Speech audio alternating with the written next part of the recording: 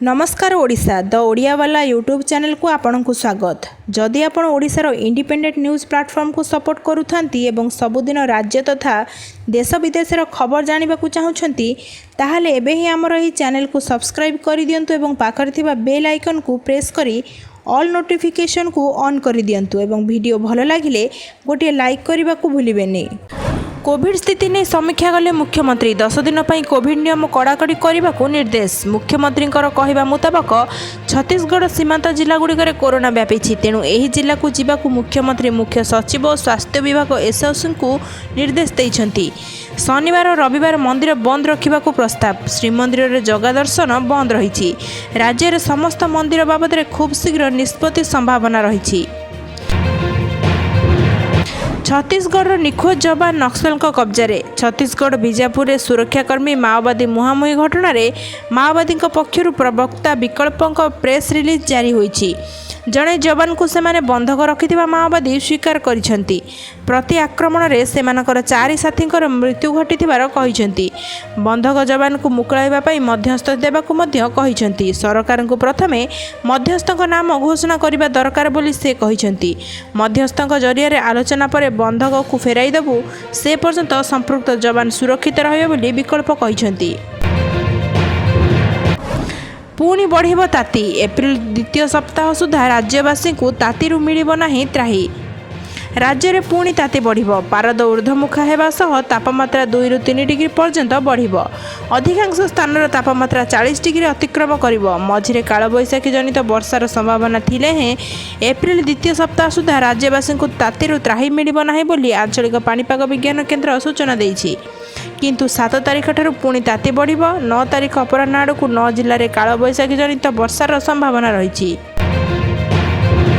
शाहଙ୍କ गस्त पर माओवादी विवृत्ति। केन्द्र गृहमंत्री बयान को सीपीआई माओवादी निंदा। जवानगर बलिदान व्यर्थ जीव ना बोली कहिथिले केन्द्र गृहमंत्री अमित शाह। एपरिक नक्सल विरोधी ऑपरेशन को जोरदार करा बोली संकेत देइथिले। तेबे यहां निंदा करने सह जवान मृत्यु पर केन्द्र और राज्य सरकार सह नॉर्थ ब्लॉक को दायी करिछि सीपीआई माओवादी संगठन। एपरिक शहीद जवानकर परिवार प्रति समवेदना जणाई सेमानकर लड़ाई सरकार विरुद्ध में सुरक्षा कर्मी विरुद्ध में नुहे बोली कहुଯାଇଛି। दिल्ली रे एप्रिल 30 जाए नाइट कर्फ्यू लागू। राति 10 ରୁ सकाळ 5 जाए नाइट कर्फ्यू लागू। देश में काया मेलाउछि कोरोना संक्रमण। 24 घंटा भितर 96,982 नुआ आक्रांत चिन्हट होइछन्ति। सेहीपरि 24 घंटा मध्य कोरोना कारण 446 जनकर मृत्यु होइछि। आज आक्रांत को मिसाई देश में मोट आक्रांत संख्या 1,26,86,049 को वृद्धि पाइछि। पुरी को आसुथबा पर्यटकों उपरे कड़ाकड़ी है कटकणा। अधिक संक्रमित 5 राज्य आसिले देखाइबाकू पड़िबो आरटीपीसीआर नेगेटिव रिपोर्ट।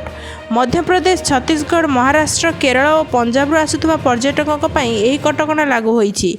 72 घंटा मध्य कोविड टेस्ट करी रिपोर्ट नेगेटिव नथिले 7 दिन संघरोध में रहिबाकू कुहाଯାଇଛି। एहा बाद कोरोनार 2टी डोज टीका नैथिले एही 5 राज्यरू पुरी को प्रवेश अनुमति मिलियो बोली सूचना दैछथि पुरी जिलापाल समर्थ वर्मा। आउ बारंबार दौड़ाक पड़ोनी। एणिक सहजरे उपलब्ध हेब आय और जाति प्रमाणपत्र। जातिगत सह विभिन्न प्रमाणपत्र पर संशोधित गाइडलाइन जारी होईछि। राजस्व और विपर्यय परिचालना विभाग पक्षरु समस्त जिलापाल को एने चिठी करा जाईछि। 15 दिन बदल एणिक 10 दिन में मिलिबो बासस्थान और आय प्रमाणपत्र।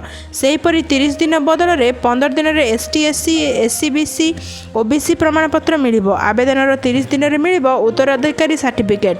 विभिन्न काम पर थरे मात्र जारी हेब उत्तराधिकारी सर्टिफिकेट। भिडियोटी आपण मानकु किपरि लागिला आपण मानकर मतामत आमको कमेंट सेक्शन में लिखि निश्चित जणाइबे। जदि आपण माने हमर एई चैनल रे नुआ होइथिबे हमर एई चैनल को सब्सक्राइब करि नेबे एवं भिडियोटी भल लागिले गोटे लाइक करी अधिक रु अधिक शेयर करिवे। धन्यवाद।